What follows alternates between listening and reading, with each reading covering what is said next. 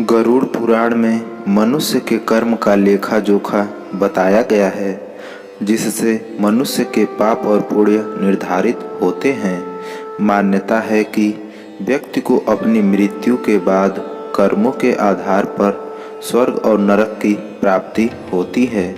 गरुड़ पुराण में यह भी बताया गया है कि कर्मों के आधार पर ही अगले जन्म में व्यक्ति किसी रूप में जन्म लेता है। धार्मिक ग्रंथों के आधार पर व्यक्ति को उसके कर्मों का फल स्वर्ग और नरक के हिसाब से मिलता है। वहीं व्यक्ति के कर्म ही उसके अगले जन्म का निर्धारण करते हैं। आइए जानते हैं अगले जन्म को लेकर क्या कहता है गरुड़ पुराण। जो लोग महिलाओं का शोषण करते या कराते हैं वो अगले जन्म में भयानक रोगों से पीड़ित होते हैं। वहीं अप्राकृतिक रूप से संबंध बनाने वाला अगले जन्म में नपुंसक, गुरु पत्नी के साथ दुराचार करने वाला कुष्ठ रोगी होता है।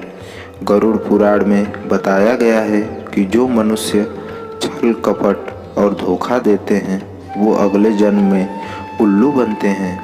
वहीं झूठी गवाही देने वाला दूसरे जन्म में अंधा पैदा होता है। गरुड़ पुराण के अनुसार जो व्यक्ति हिंसा करके परिवार का पालन पोषण करते हैं, जैसे लूटपाट, जानवरों को सताना या शिकार खेलने वाले, अगले जन्म में किसी कसाई के हत्थे चढ़ने वाला बकरा बनते हैं।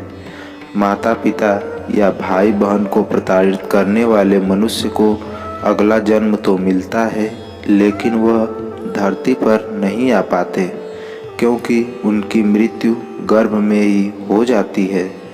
गुरु का अपमान यानी भगवान का अपमान, ऐसा करना नरक के द्वार खोलने जैसा है। गरुड़ पुराण में कहा गया है कि गुरु से कुतर्क करने वाला शिष्य अगले जन्म में जल रहित वन में ब्रह्म राक्षस बनता है। यदि कोई पुरुष महिलाओं वाला आचरण करता है, स्वभाव में महिलाओं वाली आदतें ले आता है, तो ऐसे पुरुषों को अगले जन्म में स्त्री का रूप मिलता है।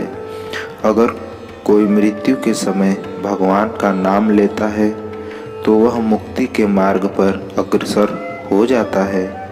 इसलिए शास्त्रों में कहा गया है कि मरते समय राम का नाम लेना चाहिए।